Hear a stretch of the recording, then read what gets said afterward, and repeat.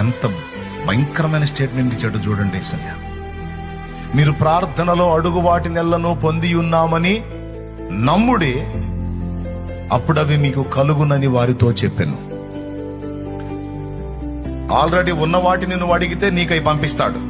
అక్కాయ్ బాగినక్కాయ్, తలకాయ నుండి తట్టడు అనుమానాలు అక్కాయను అనాయ్ బాగినన్నాయ్. ఓ పక్క అడుగుతానే మళ్ళీ ఓ పక్క డౌట్, తలకాయ నిండా డౌట్లే.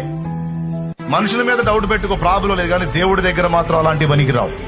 దేవుణ్ణి పరిపూర్ణంగా విశ్వసించటమే తెలివితేటలు, గొప్పతనం. సందేహపడకుండా ఏ మాట చెప్తున్నాడు? ప్రార్థనలో అడుగు వాటి నెలను పొంది ఉన్నామని నమ్మేసేయ్. పొందుతాను కాదు, పొందబోతున్నాను కాదు, పొందాను.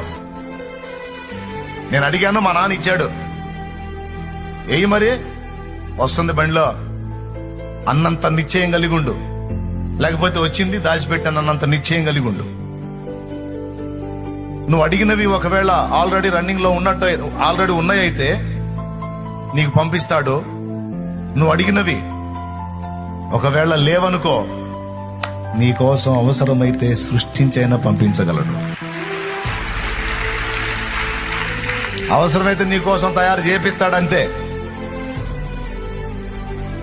దేవునికి మహిమ కలుగును గాక.